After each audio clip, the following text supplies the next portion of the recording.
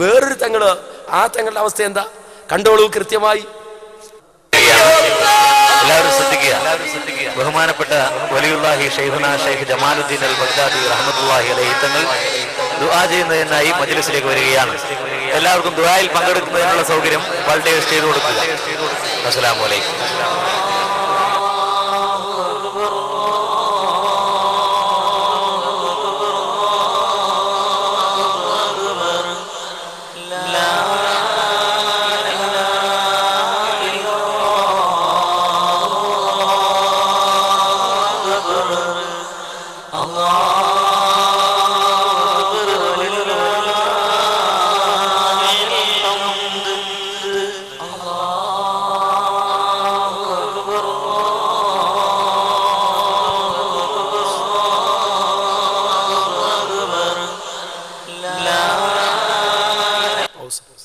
നബി സല്ലല്ലാഹു അലൈഹി വസല്ലം പറഞ്ഞു, ഉദ്ഹിയ്യത്തിനെക്കാളും പോത്തിനെ കണ്ട് നിങ്ങൾ തക്ബീർ ചൊല്ലണം.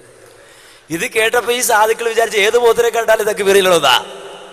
ഏത് പോത്തിനെ കണ്ടാലും തക്ബീർ ചൊല്ലണമെന്നല്ല, ഉദ്ഹിയ്യത്തിനെക്കാളും പോത്തിനെ കണ്ടാൽ തക്ബീർ ചൊല്ലണം നമ്മൾ പ്രവാചകൻ പഠിപ്പിച്ചത്. പക്ഷെ തെറ്റിദ്ധരിച്ചു പോയി, അതുകൊണ്ടാണത്. ബാക്കി കേൾക്കട്ടെ.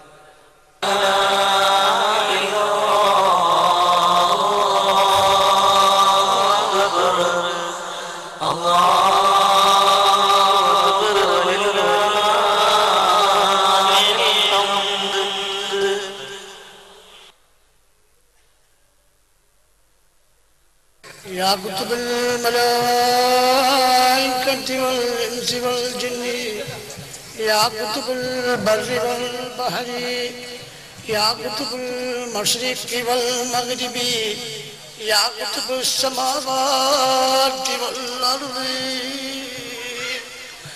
يا كتب العرش والكرسي واللوح والقلم يا غوث الله يا غوث الله يا غوث الله يا شيخ الله يا شيخ الله يا شيخ الله يا